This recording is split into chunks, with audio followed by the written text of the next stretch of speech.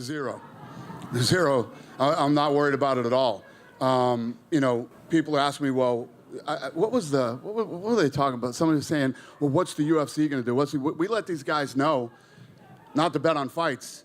Do you know what the outcome of this is? Like, if I penalize them, you get cut. Paddy Pimblett just went off on Islam Makhachev after the lightweight champ laughed off the idea of Paddy ever getting a title shot. Islam dismissed him as no real challenge, saying he's beaten no one of note, but Paddy fired back hard, calling Islam a little bum and promising to punch his head in if he ever drops back to lightweight. Meanwhile, chaos continues outside the cage as the UFC officially responds to shocking fight-fixing allegations surrounding Isaac Dulgarian's loss to Yadier Del Valle.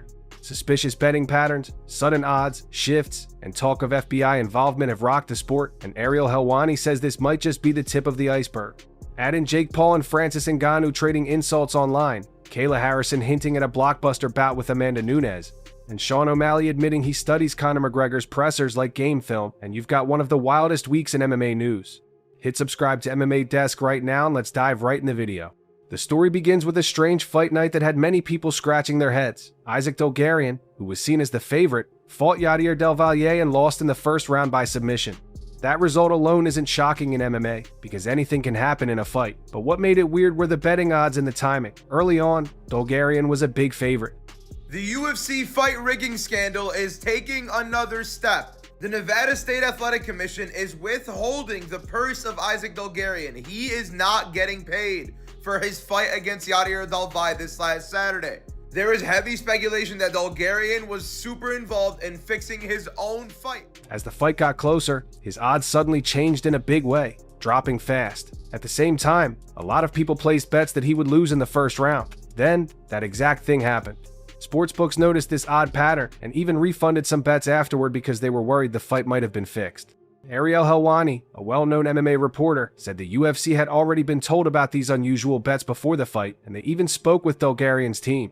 People who trained with Dulgarian say he's very skilled and not the kind of fighter who would fold easily, which made his performance even more confusing. Fans, fighters, and bookmakers all asked the same question: was this just bad luck and a bad night, or was something else going on? No one had proof that night, but the mix of sudden odds changes, targeted first-round bets, and the quick submission loss made it a huge story across the sport. As the dust settled, the situation grew even more serious. My understanding is this is on the FBI's radar. How deep of an investigation is unclear at this time. This is all very new, but yes, it is accurate. I believe there's a gentleman named Harry Mack on social media who is having a nice little victory tour after all of this. According to Ariel Helwani, the UFC was aware of the betting concerns before the bout and asked the fighter about them. They were told everything was fine. Still, after the match ended exactly how a wave of bets predicted, people wanted answers. Ariel said plainly that this case is now on the FBI's radar. That means law enforcement is gathering information to see if any crimes were committed, like fraud or illegal fixing. Ariel also said the UFC should have pulled the fight once they saw the red flags. In his view, it would have been better to cancel than to risk the sport's reputation. He doesn't think the UFC was part of anything shady, but he believes they have a duty to protect the fairness of the fights. He noted that Dulgarian has shown strong skills in the gym against top competition, which made the result feel even stranger to those who know him well. When big organizations like the FBI get involved, the story goes beyond sports gossip. It becomes a question of trust. Fans want to believe what they see is real. When that trust is shaken, it takes a long time to repair. This is where the story widens. Ariel said this may not be a one-time thing. He has spoken to multiple people who say fighters have been approached in the past about throwing fights for money. Saturday night in Las Vegas at the UFC Apex, Isaac Dulgarian took on Yadier Del Valle. And right before that fight was about to take place, something really weird happened. Del Valle opened as a massive plus 250 underdog, but right before the fight, massive amounts of money started pouring in on the Cuban. In MMA, many fighters struggle with pay, travel costs, and medical bills. That can make bad offers seem tempting to some. After the Dulgarian story broke, a few fighters posted online saying they had been asked to lose on purpose. Vince Morales wrote that he had been approached and even mentioned an amount of money. Later, he said he was joking and took it back. Lando Venata posted a similar claim about being approached several times and then later denied it. Another fighter, Vanessa Demopoulos, said she had been asked too and stated she would never accept such an offer. Former UFC fighter Tom Lawler criticized the walkbacks, saying some people were calling it a joke when it didn't seem like one. Taken together, these mixed messages painted a messy picture. Even if some posts were jokes or misunderstandings, the idea that shady people might try to influence fights did not feel crazy anymore. It felt like a risk that needed serious attention, rules, and oversight. For fans, it raised a simple but powerful question. If a fighter is having a bad night, is it just a bad night, or is there something else behind it? They're going to go to federal prison. Federal prison. If you're that stupid and somebody else wants to do it, knock yourself out. In response to all the noise, the UFC made an official statement. They said they work with a betting integrity partner called IC 360. This group tracks betting patterns for every UFC event and looks for strange activity. The UFC said IC 360 would do a full review of the facts around the Dolgarian versus Delvalier fight. They also stressed that the integrity of the sport and the safety of fighters are their top priorities. Another piece of news shocked people. Dolgarian's entire fight purse was reportedly withheld while the investigation continued. That means he didn't get paid right away, and there was no clear date for when or if he would get the money. Holding a purse is a big step, but it shows how serious the situation is. The message from the UFC seemed to be, we are watching, we care about fairness, and we will act if needed. For fighters, this could be a warning.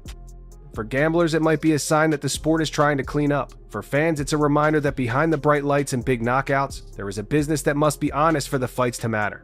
While all that drama was happening, Merab Dvalishvili gave his own calm message about a different topic. People asked if Merab would move up in weight and challenge Alexander Volkanovski. I said, I don't care any other fight, lost against whoever, but lost against him, I don't know, I should kill myself or something, because he's a great fighter, like I said before. Merab said he didn't want that fight. He respects Volkanovski as a person and as a champion. Merab is focused on his own division and the tough matches he already has. If the UFC asks him to take a super fight one day, he might think about it, but he's not chasing it. This kind of answer shows the other side of MMA, where respect and clear choices matter. Some fighters want the biggest name possible, but Merab's plan is steady. Win in his own weight class, take on the best there, and let the rest sort itself out. In a week filled with chaos, rumors, and loud arguments, his words sounded simple and honest. Not every story in MMA needs to be wild. Sometimes it's about a goal, a ladder to climb, and the patience to do it right. Another twist came from the boxing world. Jake Paul was supposed to fight Gervonta Davis, a very skilled and powerful boxer. That bout fell apart after reports of serious legal accusations against Gervonta. Without a main opponent, Jake Paul's team started looking for a replacement. They even reached out to Francis Ngannou, a former UFC heavyweight champ who has tried boxing on the biggest stages. Jake Paul goes from fighting Gervonta Davis to calling out Francis Ngannou. Jake Paul don't want those problems. I can't say it any different. Jake Paul does not want any Francis Ngannou problems. Francis said he felt disrespected by the request. To him, the matchup made no sense. Gervonta is a smaller but elite boxer with speed and killer timing. Francis is a massive heavyweight with world-class power. Those are two very different kinds of fights, and the size difference alone is huge. Francis said it wasn't about money, it was about meaning and timing. He said he wasn't interested in a random switch that would make him look like a stand-in. In his eyes, if he fights, it should be for the right reasons, at the right time, and against the right opponent. This moment showed how fight making can get messy when big names and big dollars are involved, and how an athlete's pride and plan can matter more than a quick payday. Things got louder when the back and forth moved to social media. Jake Paul called Francis an idiot and said Francis was scared after losing a boxing match before. Jake said Francis would be light work. Francis answered, telling Jake to choose his words carefully. He reminded Jake that they are not in the same lane and warned him not to sink so low. Jake kept pushing, saying he had supported Francis in the past but wouldn't anymore, and he criticized Francis for how he presents himself online. He said he could beat Francis in boxing and even said John Jones would beat him in MMA. Jake tried to make it sound like he could win in any area. Francis didn't back down, but he kept his message simple. They are not the same and Jake should grow up. This type of online fight is common now, where insults become headlines and replies become part of the show. It can help sell fights, but it can also distract from real matchups and honest competition. Fans watched it like a car chase, not sure if it would lead to a real fight or just more tweets. There were lighter moments too. Dominic Cruz started a new podcast and invited his old rival, Uriah Faber, as the first guest. Their rivalry is famous, with hard battles and strong opinions over the years. Seeing them talk calmly showed growth and respect. It reminded fans that fighters are people who can move past old grudges. Sean O'Malley also shared something fun. He likes to watch Conor McGregor's press conferences on repeat. He said he's jealous of how Conor talks and hypes fights. That makes sense, because words help sell fights almost as much as punches do. Gable Steveson brought more excitement with a 13-second knockout in bare-knuckle boxing. For a wrestler known for his Olympic skills, showing quick power and athleticism in a new form of fighting surprised many people. It made some wonder how far he can go in combat sports if he keeps learning. Little stories like these show the many sides of MMA: respect, promotion, style, and raw talent, all mixing together to keep fans hooked. Kayla Harrison added fuel to the rumor mill. She hinted that a big fight that everyone wants might happen soon, maybe even before a special UFC event at the White House. Valentina, Amanda beat Cyborg. Like, she beat all of these, but like Cyborg, like, what are we talking about? Who has she beat that I haven't beat? That's like, oh my God, she beat that person. Like, Gina Carano. Many people think that dream fight would be against Amanda Nunes, one of the greatest women's fighters ever.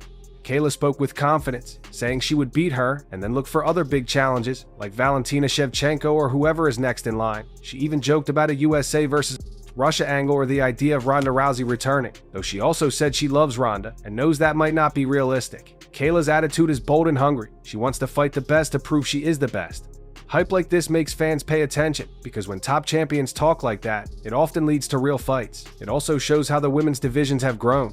Big names, big matchups, and strong personalities make for great stories, and Kayla knows how to create interest while staying focused on her training and goals.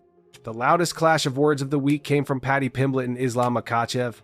Islam laughed at the idea that Paddy could be next for a title shot, saying Paddy hasn't beaten top names and would not be a real challenge compared to fighters like Arman Tsarukyan or Justin Gaethje. Paddy struck back with fire. He said he beat Bobby Green faster than Islam did and called Islam a little bum. He also said he hopes Jack Della Maddalena, who is scheduled to fight Islam at a higher weight, punches Islam's head in. Paddy told Islam to come back down to lightweight afterward, and he would be waiting to fight him. This is classic fight game talk, a rising star calling out a champion, and the champion brushing him off. It gets fans talking, and it puts pressure on matchmakers who want big events. Whether Paddy gets that chance is not clear, but speeches like this are how fights are built. If Paddy keeps winning, and if Islam remains on top, their words today could become a real fight tomorrow. That's the magic of MMA stories. Anywhere, anytime, anyone, if the moment is right. Finally, the video ended by sharing top fan comments and inviting people to stay tuned for more news. One comment joked about a fighter being moved to the prelims after a bad tweet, showing how social media can affect a fighter's path. Another comment noted how online betting is taking over sports, connecting back to the main story about the fight-fixing concerns. Fans are part of these stories now. Their reactions, memes, and questions spread fast and help set the tone for what people care about. In a single week, we saw possible fixing rumors, a major investigation, fighters speaking up and taking things back, respectful career plans, canceled fights, new rivalries, podcasts, quick knockouts, and big future hopes. It proves that MMA is never quiet. The cage is where the fights happen, but the sport lives everywhere. In gyms, on phones, in podcasts, and in the minds of fans who crave the next headline. Through it all, the most important thing remains clear. The fights must be fair, and the best should rise by their skills, not by the size of a bet or a loud tweet. In the end, this wild week in MMA showed just how unpredictable the fight world can be both inside and outside the cage. From shocking betting scandals and FBI investigations to heated rivalries and canceled super fights, the stories reminded everyone that the sport is full of real people, real emotions, and real consequences. Whether it's Paddy Pimblett firing shots at Islam Makhachev, Jake Paul stirring up chaos online, or the UFC scrambling to protect its integrity, each headline adds another layer to the drama that keeps fans hooked. But beneath all the noise, the heart of MMA remains the same: discipline, respect, and the constant chase to be the best. Fighters rise and fall. Stories twist and turn, and every punch tells a piece of a bigger picture, one of courage, controversy, and character. As the investigation continues and rivalries heat up, one thing's for sure: the MMA world never stops moving. To stay on top of every fight, feud, and breaking story, make sure you subscribe to MMA Desk today. Join the community that lives and breathes combat sports and never miss a moment from the octagon to the headlines.